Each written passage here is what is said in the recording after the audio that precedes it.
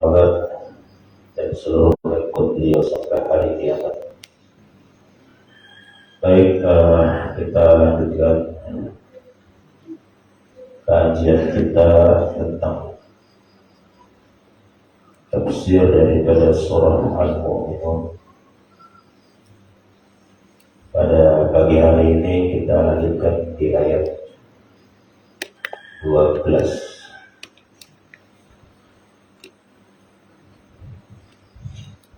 sampai nanti ayat 16. Bismillahirrahmanirrahim. Qala Allah subhanahu wa ta'ala, a'udzu billahi minasyaitonir rajim. Bismillahirrahmanirrahim. Wa laqad khalaqnal insana min sulalatin min tin.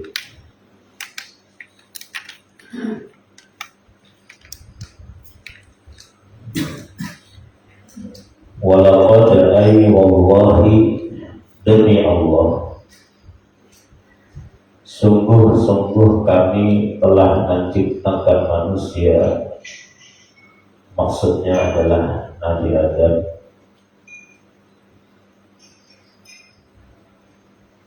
min sulalatin,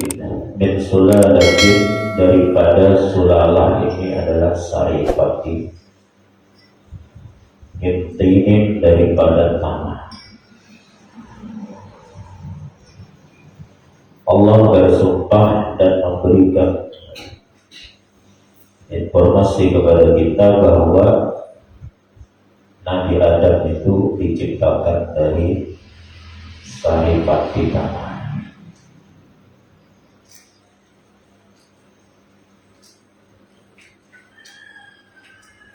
Ini surah Al-Mu'minun ayat ke-12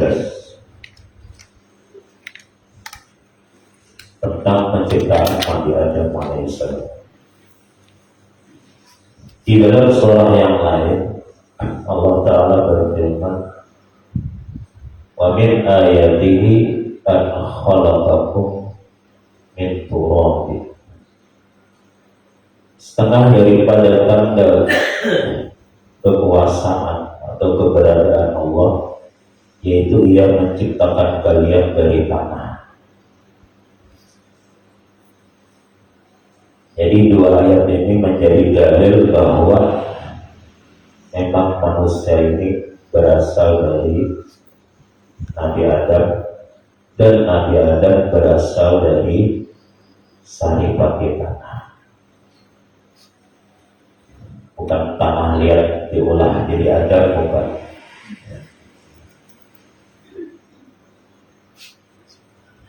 Kemudian dalam hadis Rasulullah mengatakan, kulluhum min Adam wa Adamu min turab.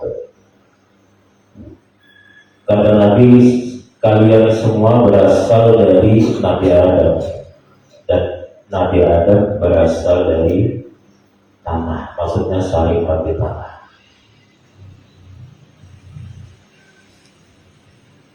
Jadi kesimpulannya adalah Nabi Adam tercipta dari saripati tanah.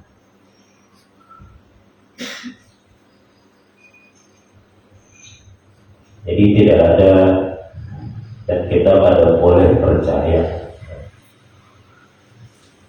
bahwa yang wajib kita percaya itu adalah manusia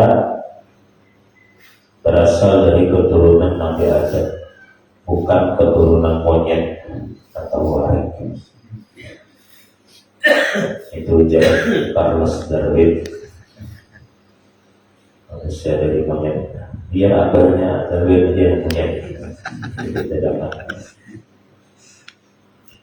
Kita wajib percaya Al-Quran, dan kafir bila kita tidak percaya.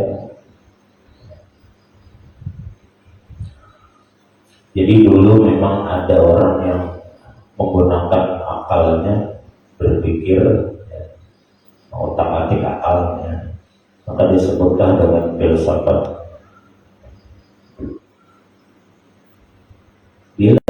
Bila para ilmuwan itu berpikir kemudian hasil pemikirannya itu bertentangan dengan Al-Quran dan hadis, maka pemikiran mereka itu wajib tidak diikuti karena itu sesat.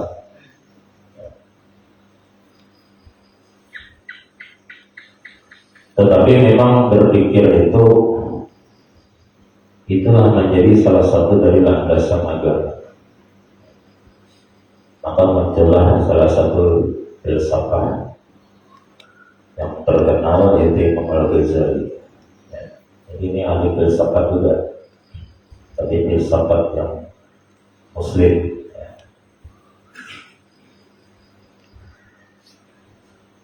Nah, salah satu contoh makanya hasil filsafat, hasil berpikir kita. Manusia itu dia ada makhluk Allah itu ada 4 bentuknya. Satu, ada makhluk Allah yang diberi akal tapi tidak diberi nafsu, namanya malaikat. Ada makhluk Allah yang kedua diberi nafsu memang ada diberi akal. Nah, ini contohnya binatang, ayam, sapi, kambing. Ada yang ketiga ya, diberi akal, tidak diberi akal dan tidak diberi nafsu. Ini adalah jenis daripada tanaman, bangunan, ada meja, kursi. Kalau kayak kursi itu kan diduduki laki kada pakainya, ada reaksi, diduduki beginian kada pakai juga. Kayak kita laki diduduki beginian, nah itu nongkrongkan.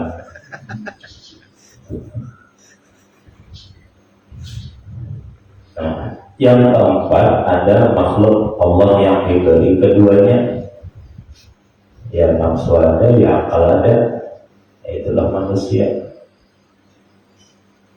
Maka yang malaikat, binatang, kemudian tumbuh-tumbuhan tidak perlu diatur oleh syariat. Yang perlu diatur syariat adalah makhluk yang diberi akal dan diberi nafsu, yaitu manusia. Karena bila akal menang, maka manusia ini derajatnya setara bahkan di atas malaikat. Tapi bila nafsunya kalah, maka dia berada di derajat paling bawah, bahkan lebih rendah daripada binatang. Kalau manusia ini menurut hawa nafsunya, apa aja dimakan. Sampai semen itu dimakan, sampai aspal dimakan juga ya, kalau sudah menuruti nafsu. Nah, itu ayat yang ke-12. Jadi kesimpulan ayat 12 ini, kita wajib meyakini bahwa abah kita Nabi Adam berasal daripada sari kafir.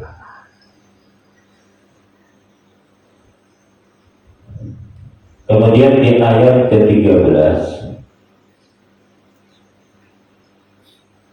summa ja'alnahu nutfatan fi qararin makin.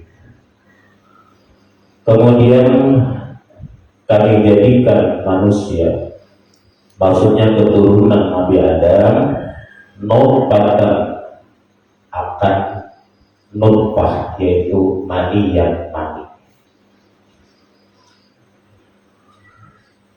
Keturunan Nabi Adam berasal dari mani.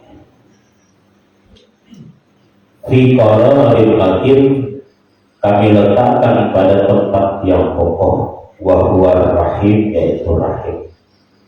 Jadi rahim perempuan ini dalam Quran disebut dengan tempat yang kokoh dan kuat.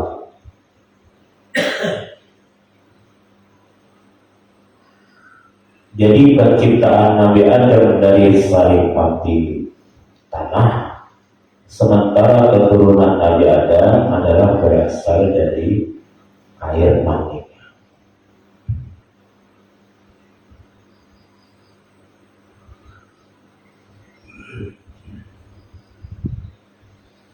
Nah ini secara umum seluruh manusia adalah dari mani atau nutfah.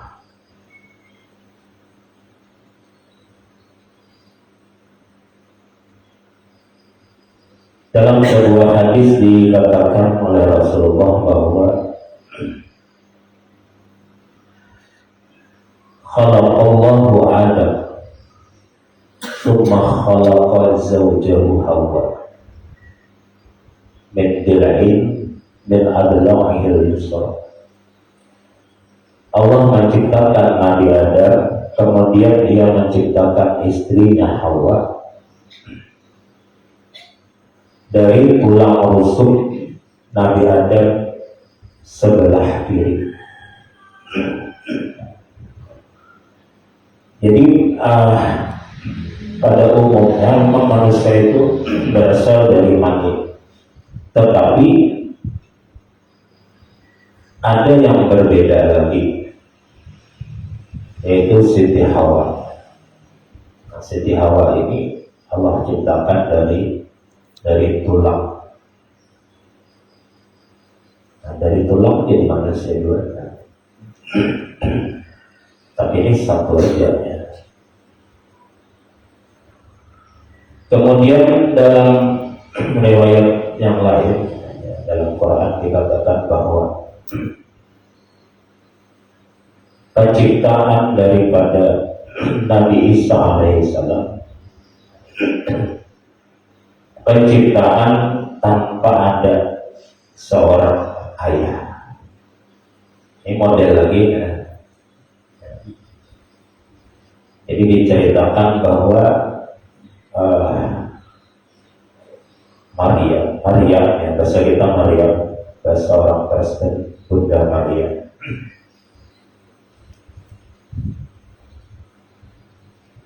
Di usia sekitar 11, ada yang mengatakan 12 tahun, masa haid pertama.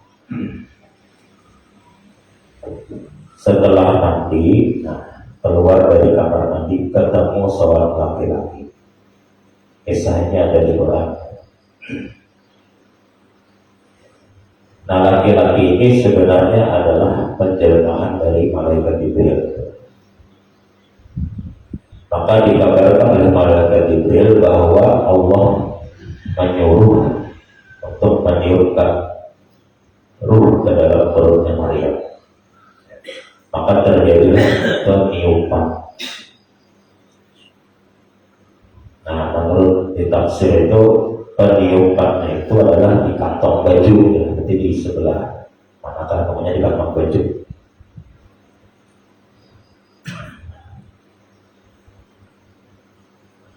Maka dikatakan fanamhu wal hamlu wal wad'u bi sa'atin wahidah. Maka kehamilan Maria,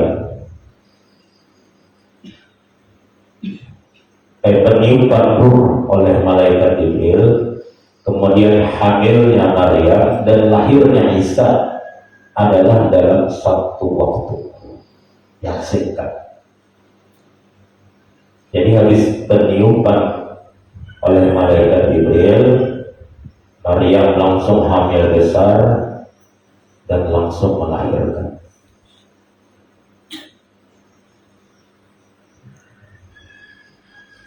Artinya kelahiran Nabi Isa ini adalah kelahiran yang tidak ada ayahnya. Ini di luar daripada kebiasaan. Sehingga ketika Nabi Isa lahir,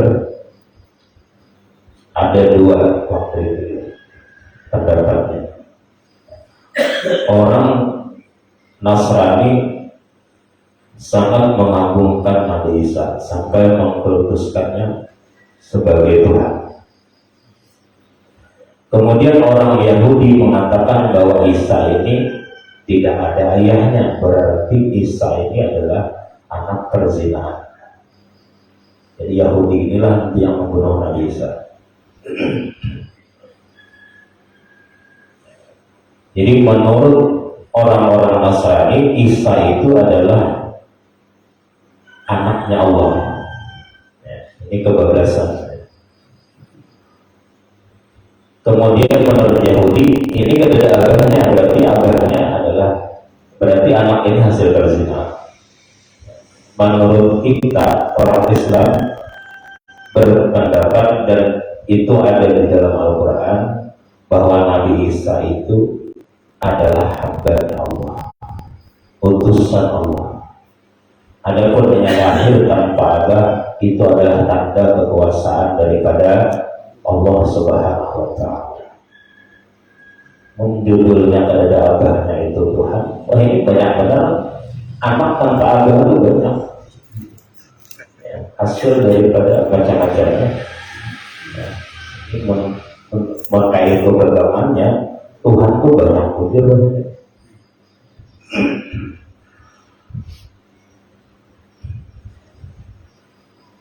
Nah, setelah kehamilan daripada Maryam ini, kemudian melahirkan, dia pulang ke rumah bawa anak. Lalu orang pada menghina Maryam.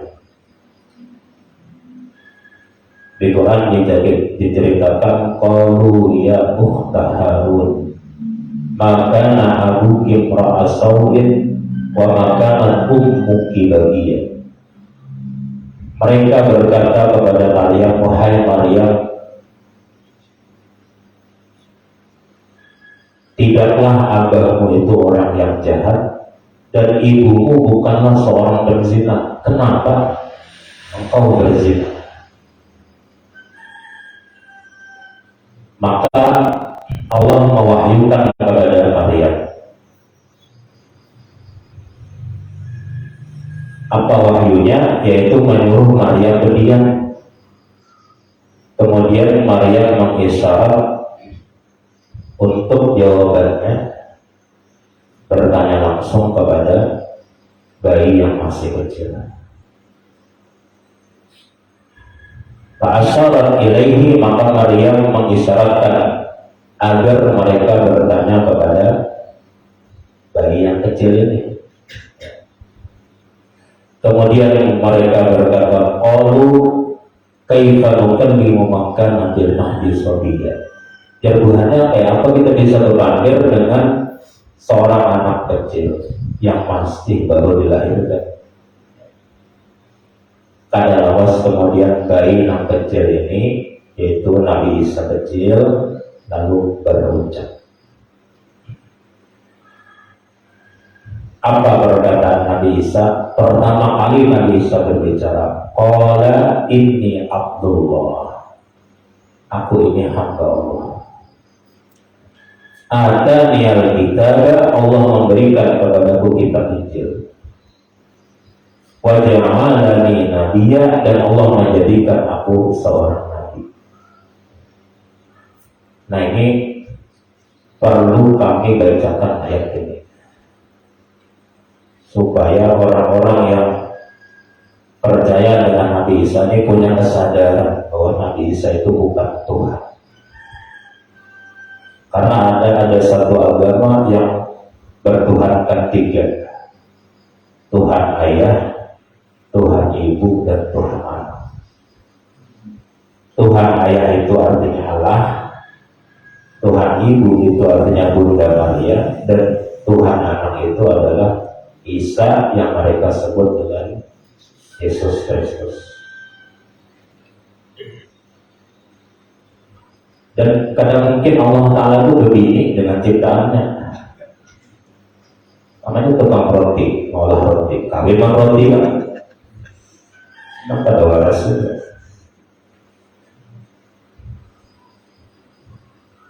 Nah, kita berkisah-kisah dulu. Sana. Tetapi memang dalam banyak riwayat Nabi Isa ini akan turun. Sampai sekarang Nabi Isa itu masih hidup dan akan turun di hari menjelang kiamat dengan tiga misinya. Satu, mematahkan kayu-kayu salib. Jadi orang di gereja itu ada salib-salib dipatah-patah, di kuburan-kuburan dipatah-patahkan sambil berdakwah, yang disalib ini bukan aku, ini adalah siapa namanya? Yudas Iskariot. Itu tugas pertama. Yang kedua, dia akan tugas pertama membunuh Dajjal, bunuh Dajjal. Yang kedua, mematahkan kayu salib. Yang ketiga adalah berdakwah menyebarkan syariat Nabi Muhammad SAW. Sampai ayat mengatakan wa in min ahli kitab illa lalu minan nabi qabla maut.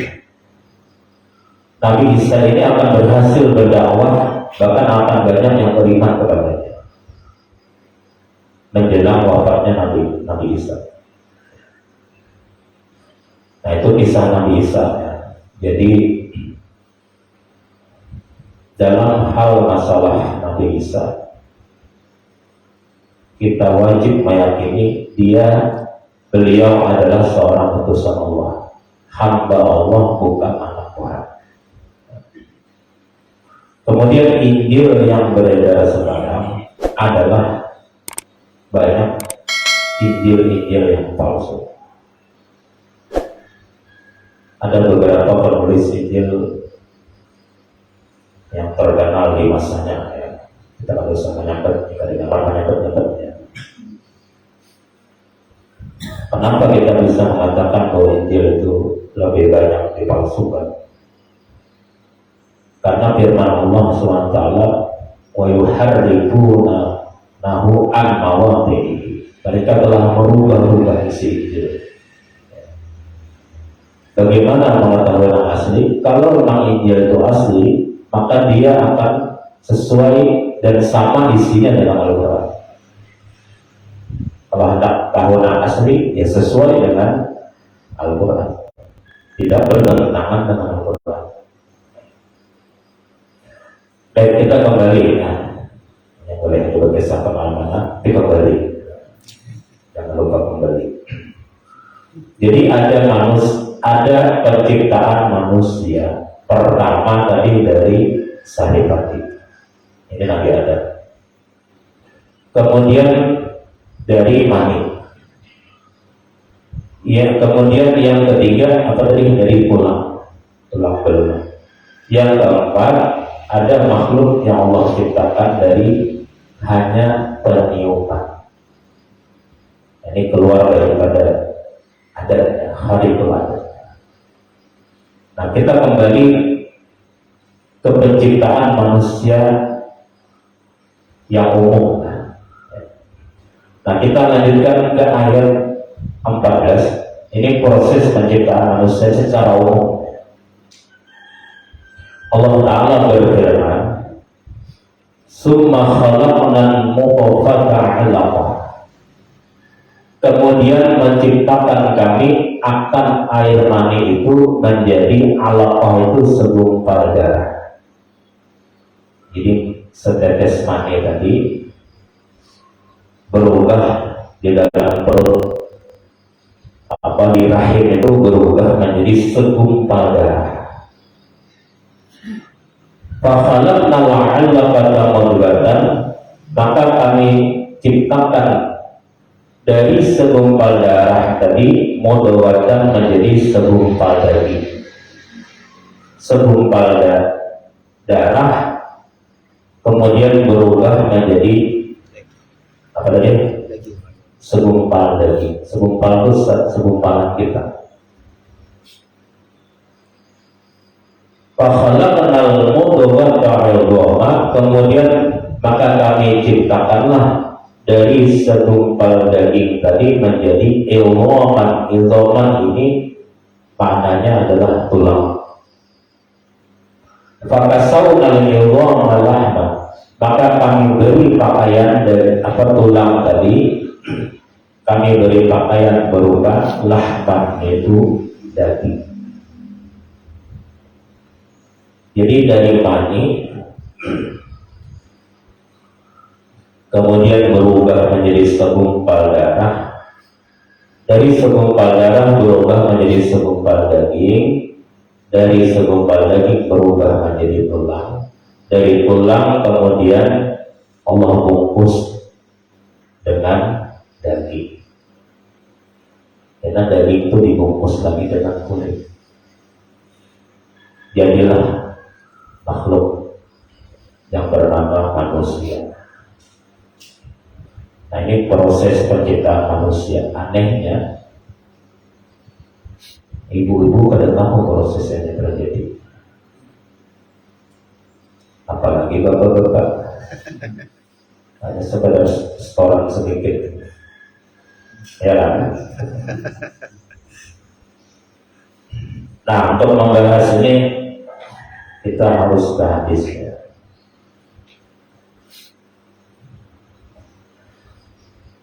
Proses ini dijelaskan oleh Nabi. Jadi Nabi ini berdahulu menjelaskan sebelum kedokteran menjelaskan. Nah, di hadis Nabi dikatakan bahwa inna ahadakum yujma'u khalquhu fi batni ummihi arba'ina yawman nutfatan summa yakunu kadzalika 'alaqatan summa yakunu mudghatan. Sesungguhnya seseorang dari kalian dikumpulkan penciptaannya di dalam perut ibunya selama 40 hari berbentuk air mani. Jadi air mani ini 40 hari. Kemudian summa yakunu kadzalika 'alaqatan, kemudian selama 40 hari juga berbentuk segumpal darah. Summa yakunu mudghatan, kemudian 40 hari dalam berbentuk daging. Jadi ada hitungan berapa tadi? 40 kali 3. 40 kali 3. 40 dalam bentuk mani, 40 dalam bentuk segumpal darah, 40 dalam bentuk segumpal daging. Itu yang sudah kita lewati. Biar merasakan waktu itu. Tahu kan ya? Jadi kalau mama tuh merasakan ya. Nah, jadi 40 kali 3 berapa? 120. Tanya mungkin ya. 120 adalah 120 itu berapa bulan? 2 bulan. 4 bulan ya. 4 bulan. Nah, selesai 4 bulan, jadi dalam bentuk segumpal pada daging ya. Selesai sudah nih 120 hari, kita 4 bulan. Allah meniupkan roh. Di saat meniup roh inilah Allah Ta'ala kemudian menetapkan beberapa hal. Di antaranya nasibnya, umurnya, rezekinya, kemudian bahagia atau jannah. Jadi di saat 120 hari pemasangan ruh dan penetapan beberapa hal, termasuk masalah kematiannya Bapak.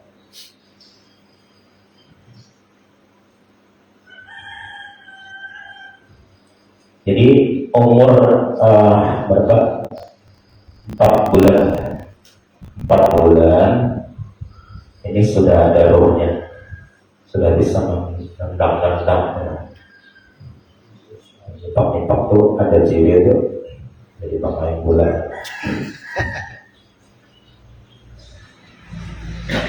Kalau dihitung dengan ditambah 40 lagi dan berbentuk tulang, kemudian 40 hari prosesnya pemasangan daging, maka totalnya berarti ada 40 kali 6 berapa? Naik duit dapat 200 hari. 200 hari ini biar bahasa Banjar jalan 7 bulan. Jalan 7 bulan. Jadi ada kita awalnya sampai sedikit lah. Bahasa Arabnya 4 bulan itu terbit. Kemudian bahasa menuju bulan itu tasbih. Jadi ibu-ibu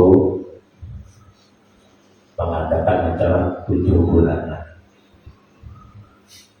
atau 4 bulanan. Apakah ini dibolehkan? Nah, menurut ulama-ulama di Indonesia, mayoritas mengatakan boleh dan sangat dianjurkan. Dalil 4 bulan atau dalil menuju bulan ditemukan di dalam Al-Quran. Nah, jadi orang bahar itu jangan disepelekan. Karena bahar itu orang Banjar ini melawan Belanda. Kayak ayat Qul huwallahu ahad, tahan ditimpas, tahan dipaham. Dasar tahan ditimpas, tahan ditimpas. Tuh dia bacanya. Padahal bacanya gitu salah gitu. Jadi menuju bulan atau mengadakan acara 4 bulan karena sudah ditiupkan ruh. Dan kalau mengadakan 7 bulan, ini bayi sudah bisa dilahirkan walaupun dalam keadaan prematur. Karena yang lengkapnya berapa? 9 bulan dan hari. Jadi 7 bulan ini sudah awal lahir gitu kan, bayi. Nah, kalau prematur ini kemungkinan 2 ya. Kalau dia pintar, berarti jenius. Kalau dia tidak pintar, ya akhirnya dasar tidak pintar. Dasar kapan? Agak idiot gitu. Kelahiran prematur. Tapi intinya itu sudah bisa lahir. Ya. Lalu diadakan syukuran dan Tuhan. Kan ada salahnya. Nah, di dalam surah Al-A'raf ayat 178.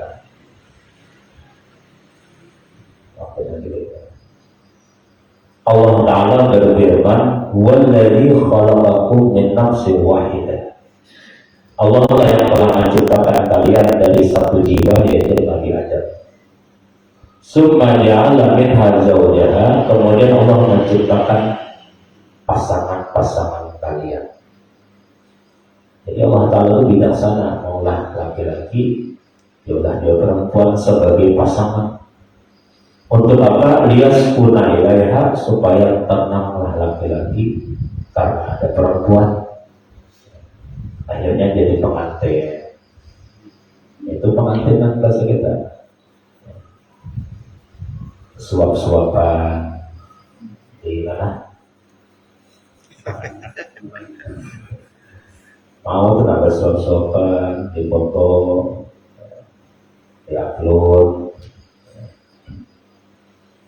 Ini malah ada suapan yang lain pulang. Nah itu caranya. Berbeda. Tidak lain.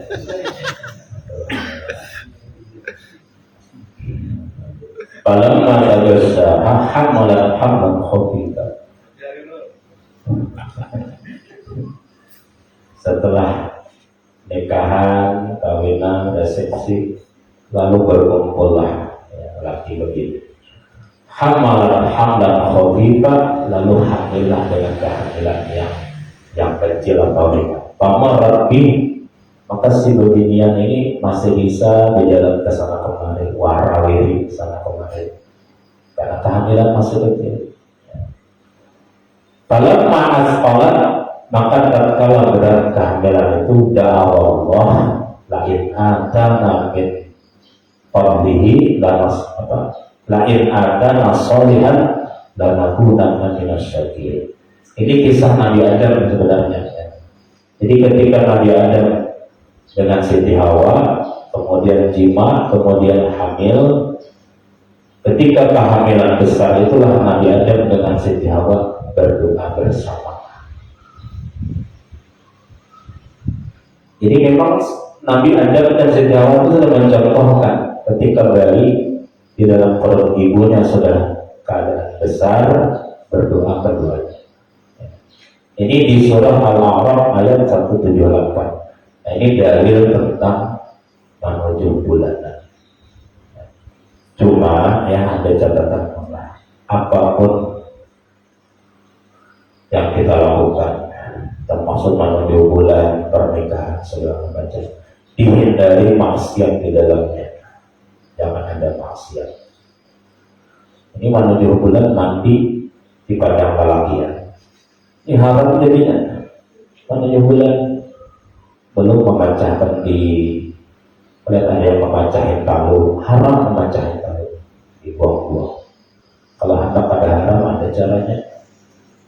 Penyakit mendadak di tahu. Juga orang apa jadi haram.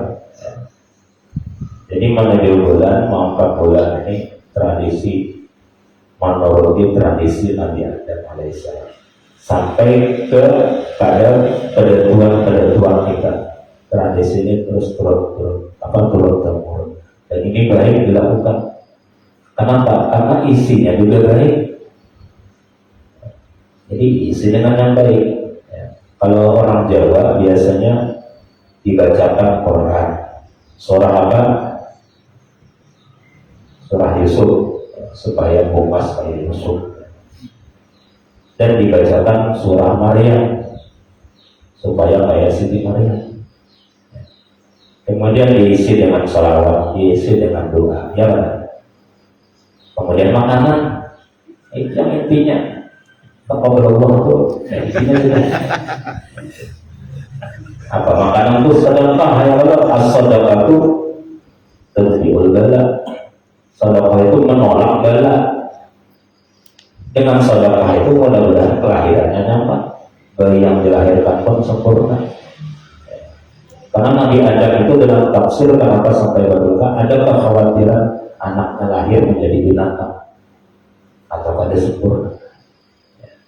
Jadi saya ulun kira dan ulama-ulama Indonesia rata-rata itu membolehkan, bahkan menganjurkan acara menuju bulan atau mengangkat bulan. Kita lanjutkan hadiskan saya. Summa ansha'nahu khalqan akhar, kemudian kami jadikanlah makhluk yang baru bernama manusia.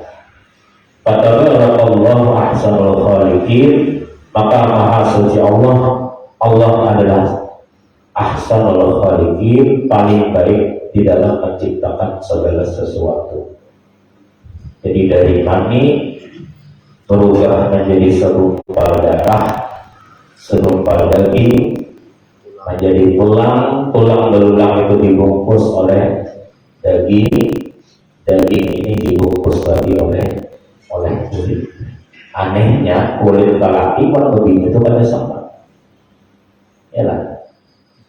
Kulit lelaki itu agak kasar, begini itu agak mulus. Dan lelaki ini berbulu binian dada. Lelaki ini berkumis binian dada. Lelaki ini berjanggut binian dada. Allah salah disayang sedikit bisa berjanggut binian. Dulu ya ada penelitian, orang-orang hitam ini dikumpulkan 10 orang hitam diperiksa. Ternyata kadar kehitaman itu ada sama juga. Nah, putih-putih dikumpulkan, ternyata putihnya ada sama juga tingkat keputihan. Artinya luar biasa Allah menciptakan manusia itu pada dengan sama satu dengan yang lainnya, terutama sidik jari dengan sidik mata. Seduniaan ini pada dengan sama.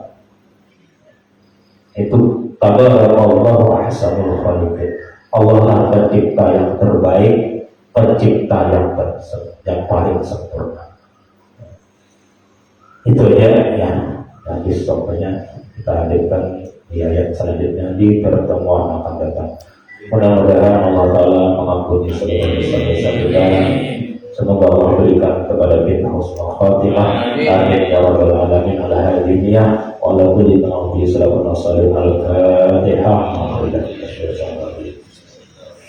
Bismillahirrahmanirrahim. Bismillahirrahmanirrahim.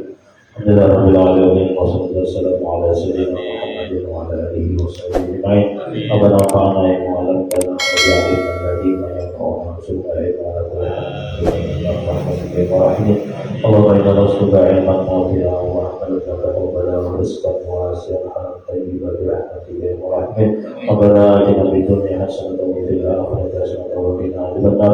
Wassallallahu ala sayyidina Muhammadin wa ala alihi wasallam. Alhamdulillahi rabbil alamin. Para majlis subhanallah wa bihamdihi asyhadu an la ilaha illallah wa atubu ilaik. Wassalamualaikum warahmatullahi wabarakatuh. Waalaikumsalam warahmatullahi wabarakatuh.